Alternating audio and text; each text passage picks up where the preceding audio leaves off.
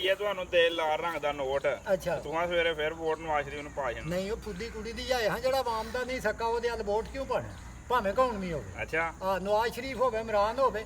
ਉਹ ਮੇਰੀ ਗੱਲ ਸੁਣ ਅਸਾਂ ਮਜ਼ਦੂਰੀ ਕਰਕੇ ਖਾਣਾ ਮਜ਼ਦੂਰੀ ਕੀਤਿਆਂ ਵੀ ਢਿੱਡ ਨਾ ਪੂਰਾ ਹੋਣ ਤੇ ਅਸਾਂ ਉਸ ਬਾਦਸ਼ਾਹ ਦੀ ਭੈਣ ਜਾਣੀ ਹੈ। ਨਹੀਂ ਭਾਈ ਹੁਣ ਸਾਡਾ ਮਤਲਬ ਕੀ ਹੈ? ਹੁਣ ਅਸਲ ਵਿੱਚ ਆਵਾਮ ਦੀਆਂ ਅੱਖਾਂ ਖੁੱਲ ਗਈਆਂ। ਹਾਂ ਹੁਣ ਗੱਲ ਮਜ਼ਦੂਰੀ ਕੀਤਿਆਂ ਵੀ ਜੀ ਢਿੱਡ ਨਹੀਂ ਪੂਰੇ ਹੁੰਦੇ ਵਖਤ ਕਰਦੇ ਜਾ ਜਾ ਤੇ ਕੀ ਕਰਨ ਬੰਦੇ ਬੇੜਾ ਜੋ ਘਰ ਛੱਡਣ ਲੱਗੇ ਨੇ। ਤੇ ਨਾ ਜਿਹੜਾ ਆਉਂਦਾ ਉਹ ਰੱਜ ਕੇ ਪਰਾਂ ਟੁਰ ਜਾਂਦਾ।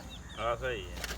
ਆ ਇੱਥੇ ਇਹ ਨਹੀਂ ਗੁਆਂਦਾ ਬਈ ਖੈਰ ਸੱਲਾ ਪਿਛਲੇ ਵੀ ਬਚੇ ਰਹਿਣ। ਜਾ ਜਾ ਮਰੀਮ ਨਵਾਜ਼ ਹੈ ਜੀ ਜਿਹੜੀ ਨਵਾਜ਼ ਸ਼ਰੀਫ ਦੀ ਦੁਖਤਰ ਹੈ ਹਾਂ ਉਹਦੇ ਬਾਰੇ ਤੁਹਾਡਾ ਕੀ ਖਿਆਲ ਹੈ?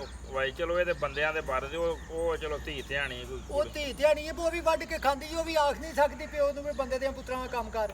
ਅੱਛਾ ਧੀਆਂ ਆਖ ਨਹੀਂ ਦੀਆਂ ਨੇ ਮਾਂ ਪਿਓ ਨੂੰ ਤੇ ਜਦੋਂ ਉਹ ਵੀ ਨਾ ਹੀ ਲੱਗੀ ਵੀ ਇਸ ਗੱਲ ਤੇ ਵੀ ਸਾਡਾ ਕੁਝ ਬਣ ਜਾ ਉਹ ਆਪਣਾ ਬਣਾਉਂਦੇ ਤੇ ਮੈਂ ਉਹ ਜਵਾਮ ਨੂੰ ਕੀ ਵੇਂਦੇ ਨੇ। ਨਹੀਂ ਉਹ ਹੈ ਭਾਈ ਆਪਣੇ ਬਾਲਾ ਸਾਹਿਬ ਦੀ ਹੋਈ ਲੱਗਦੀ। ਜੀ ਹਾਂ ਬਿਲਕੁਲ ਉਹਦੀ ਹੀ ਲੱਗਦੀ। ਅੱਛਾ ਕਿਉਂਕਿ ਉਹਦੇ ਸਾਰੇ ਕਰਤਾ ਧਰਤਾ ਹੀ ਉਹਦੇ ਨਾਲ ਜੀ ਹਾਂ ਜੋ ਕੁਝ ਕਰ ਰਹੀ ਹੈ ਜਿਵੇਂ ਦੇ ਉਹਦੇ ਕੰਮ ਨੇ। ਉਹ ਵੇਖੋ ਜੀ ਵੀ ਜਿਹੜਾ ਬੰਦਾ ਅੱਗੇ ਲੱਗਾ ਹੁੰਦਾ ਉਹਦੇ ਮਗਰ ਜਿਹੜਾ ਟੁੱਟਦਾ ਉਹਦਾ ਹੀ ਲੱਗਦਾ ਹੁੰਦਾ ਦੂਜੇ ਦਾ ਤਾਂ ਨਹੀਂ ਲੱਗਦਾ ਹੁੰਦਾ।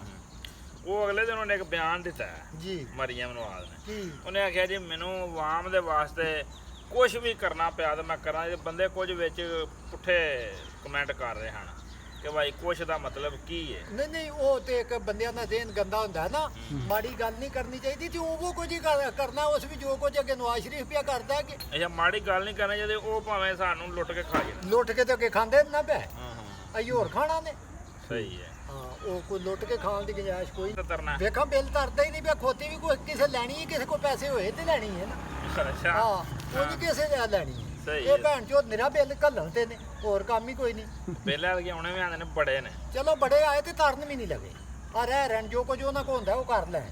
ਤੇ ਜੇ ਮੀਟਰਾਂ ਵਾਲੀ ਇੱਥੇ ਭੈਣ ਦੀ ਫੁੱਦੀ ਜਾਂਦੇ ਨੇ ਮੀਟਰਾਂ ਆਏ ਕੱਟਣ ਆਏ ਤੇ ਉਹ ਜੋ ਉਹਨਾਂ ਕੋਲ ਹੁੰਦਾ ਉਹ ਕਰ ਲੈਣ।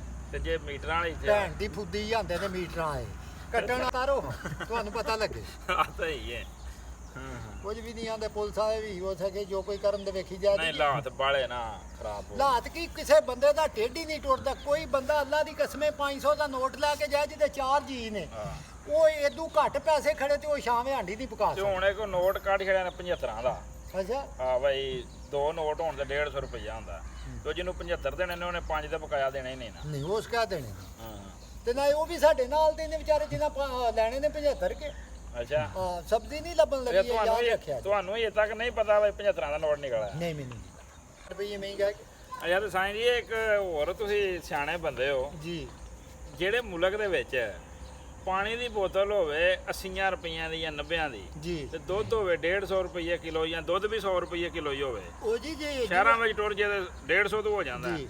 ਤੇ ਇੱਥੇ ਹੋਵੇ 100 ਰੁਪਈਏ ਕਿਲੋ। ਉਹ ਜੀ ਜਿਵੇਂ ਜਿਹਾ ਹੁਕਮਰਾਨ ਹੋਵੇ ਰਈਅਤ ਵੀ ਉਸੇ ਤਰ੍ਹਾਂ ਹੀ ਕਰਨਾ। ਪਾਣੀ ਇਹ ਤੁਹਾਨੂੰ 250 ਤੋਂ ਮਿਲਣਾ ਕਰਨਾ ਇਹ ਅੱਛਾ। ਯਾਦ ਰੱਖਿਆ ਜੀ ਦੁੱਧ ਤੇ ਲੱਭਣਾ ਹੀ ਨਹੀਂ ਨਾ ਕਿਧਰੋਂ ਹਾਂ ਤੇ ਪਾਣੀ 250 ਤੋਂ ਲੱਭੇ ਕਰੇਗਾ ਇਹਨਾਂ ਦਾ ਜੇ ਵਸ ਨਾਜੂ ਰਿਆ ਤੇ ਇਹ ਅਸਲ ਇਹਨਾਂ ਦਾ ਵਸ ਚੱਲੇ ਨਾ ਸਾਈਂ ਜੀ। ਤੇ ਥੱਲੋਂ ਉਹਦਾ ਬੋਰਾਂ 'ਚ ਪਾਣੀ ਦੇ ਨਾ ਆਉਣ ਦੇਣ। ਨਾ ਇਹਨਾਂ ਕਿੱਥੇ ਆਉਣ ਦੇਣਾ। ਹਾਂ ਇਹਨਾਂ ਦਾ ਬਸ ਚੱਲੇ ਤੇ ਕੋਈ ਸ਼ਾਇਦ ਦਿੰਦਾ ਹੀ ਨਹੀਂ ਕਿਸੇ ਨੂੰ। ਓਏ ਹੋਏ ਤੇ ਖੋਤੀ ਬਿੱਲ ਤਾਰੇ ਦੀ ਕਿ ਨਹੀਂ ਆ ਗਈ ਨਹੀਂ ਮੁਸ਼ਕਲ ਗੱਲ ਹੈ ਅੱਬਾ ਕਿਸੇ ਕੋਲ ਪੈਸੇ ਹੀ ਨਹੀਂ ਹੋਣੇ ਜਿਹਨੇ ਲੈਣੀ ਹੈ। ਜਿਸ ਲੈਣੀ ਹੈ ਤੇ ਬਿੱਲ ਤੇ ਤਾਂ ਤਰੇ ਜੇ ਪੈਸੇ ਕੋ ਦੇ ਹੈ ਗੱਬਣ ਹੈ ਨਹੀਂ ਸੂ ਬੈਠੀ ਹਲਾ ਬੱਚੀ ਹੈ ਮੇਰੀ। ਚਲੋ